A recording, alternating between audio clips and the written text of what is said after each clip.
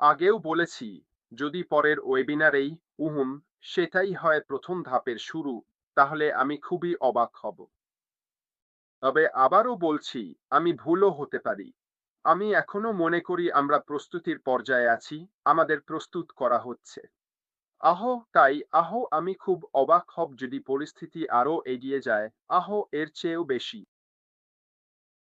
উহম নুন জিজ্ঞেস করছেন, আমরা কি ডেটা প্রাইভেট রাখতে ডেটা সেন্টার পাবো?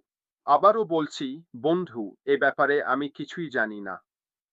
আমি জানি না এটা কি এমন কিছু যা অন্তর্ভুক্ত করা হবে কিনা। আর যদি হয়ও, অন প্যাসিভের মধ্যে থাকা যে কোনো ডেটা নিরাপদই থাকবে।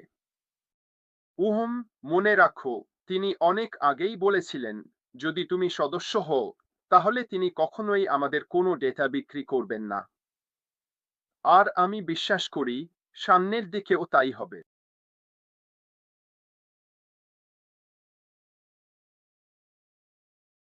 আহ মিরাজের কাছ থেকে আবার প্রশ্ন।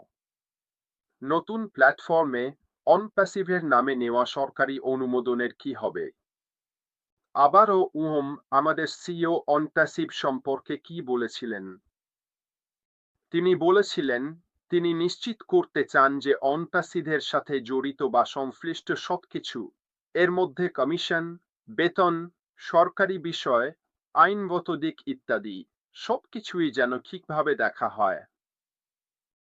ঠিক আছে, এটাই তার ইচ্ছা, অর্থাৎ অনপ্যাসিভ সংক্রান্ত সবকিছু একেবারে শূন্যে নিয়ে আসা। নতুন প্ল্যাটফর্মটা, যেমনটা আমি বলেছি, একেবারে ঝকঝকে নতুন হবে। তাই একটার কিছু আরেকটায় চলে যাবে না। যদি এটা একেবারে নতুন ব্যবসা হয়, তাহলে এটা একেবারে নতুন ব্যবসায়ী।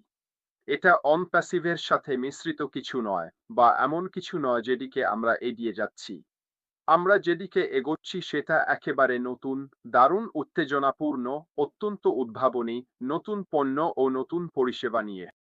এটাই আমাদের ফোকাস করা উচিত, পেছনে ফিরে তাকানো নয়। কারণ আমাদের সিইও খুব স্পষ্টভাবে জানিয়ে দিয়েছেন যে তিনি নিশ্চিত করবেন সবকিছু ঠিকঠাকভাবে সমাধান হবে। উহম ভবিষ্যতের কোনো এক সময় অন প্যাসিভ কি ছিল এবং তার আইনি বিষয়াদি ইত্যাদি নিয়ে। আবারও বলছি, এগুলো আমার ব্যক্তিগত ভাবনা। কেউ আমাকে এটা বলেনি, কেউ বলেনি যে আমাদের আবার নতুন ডেতে সই করতে হবে। কিন্তু আমাদের শেষবার ডেতে সই করার পর থেকে নতুনটিতে সই করার মধ্যে অনেকটা সময় পার হয়ে গেছে। আর যদি আমরা